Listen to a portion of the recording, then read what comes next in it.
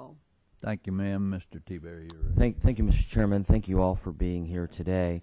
I had a former governor in Ohio, a friend of mine, also U.S. Senator George Voinovich, when he became governor, said we need to do more with less. That doesn't mean we need to do less with less.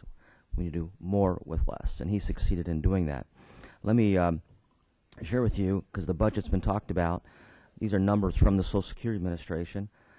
This makes a lot of sense. A higher number than ever customers, Social Security recipients, use the Social Security online tools more than ever, which there's obviously a cost savings, 50.9% in fiscal year 2013. I'll tell you another great statistic is these are surveys. This is an annual survey, fiscal year 2013, from, again, Social Security customers. 80.2% said that the Social Security office that they worked with provided services of excellent, very good, or good in 2013. 80.2%. And I know that's true in the office near my hometown of Worthington, Ohio, just outside Columbus. So I think those are good things to remember as we talk about the Social Security budget. Mr. Chairman, I'd like to submit for the record 2 articles from the Columbus Dispatch. The first, titled Democrats' Plan Won't Save Social Security, Congress's Budgeters Say, written on Thursday, July 17th by Jack Torrey. In that article, it says that a Senate plan that is designed to both preserve Social Security and expand its benefits for some by raising payroll taxes on the wealthy. The report by the Congressional Budget Office concludes that to make the Social Security solvent for the next 75 years, payroll taxes would have to be raised on all working Americans who pay Social Security taxes. And in response to that, Mr. Chairman, a Tuesday, July 22nd editorial in the same newspaper, Stop Ignoring Good Advice, CBO report renews calls for leaders to fix financial fundamentals. And in the text of the editorial, it says, promising people more benefits at no cost isn't you, especially in an election year, but a Democrat-backed plan that purports to expand Social Security payments at no additional cost to most Americans simply isn't realistic, a fact backed by the Congressional Budget Office report last week that also provided a sobering reminder for the need to get serious about entitlement reform overall.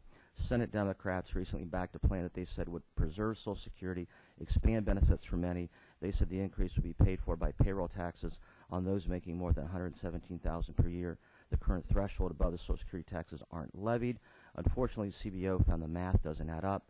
The nonpartisan research arm of Congress said to simply keep Social Security solvent for the next 75 years, payroll taxes would need to be raised on all working Americans. And it goes on. So I'd like to submit both of those for the record. Without objection. So which brings me to a point I'm going to make. And maybe Dr. Biggs, you can help me, because in your testimony you kind of touched on this. Some say, well, the crisis isn't here. I have a 47-year-old sister. She's a woman. It's my sister. She retires. Her full retirement is in 20 years. Coincidentally, that's the same year that the report that you all provided, CBO provided, said that the jig is up if we don't do anything.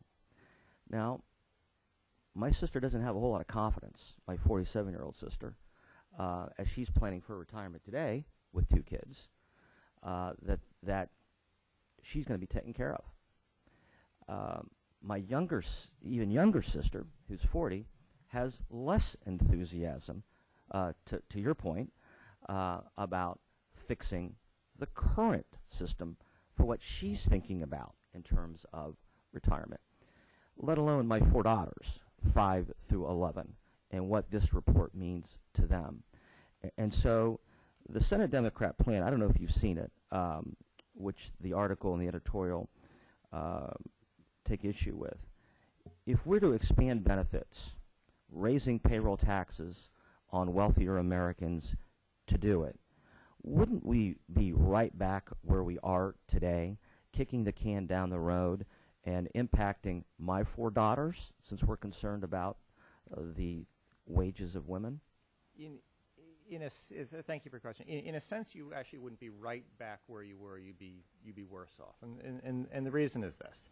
I mean, I'm not in favor of fixing Social Security by raising or eliminating the so-called tax max on payroll taxes. I think that cap was put in place by Franklin Roosevelt for a reason, so that the system doesn't look like a welfare plan, so it's something which everybody pays and everybody receives out in reasonable measure, that it's not just a take from the rich, give to the poor kind of thing. And I think Roosevelt, I mean, he said this is for political reasons to make it supportable.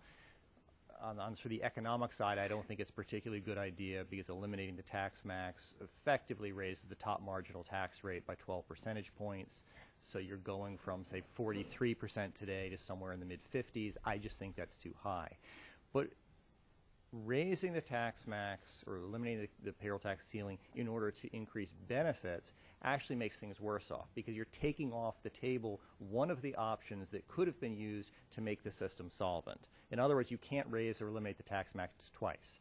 So if you do that in order to raise benefits, then we have to come back and address solvency, and one of those options that was on the table is no longer on the table. And so then the folks who are sponsoring these plans have to say, okay, now that we've taken that off the table, what are we going to do to fix the system so that your sister, or by the way, me, can have benefits when we retire?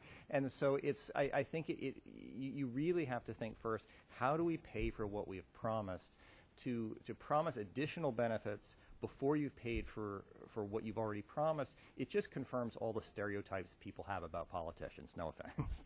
Time of the gentleman has expired.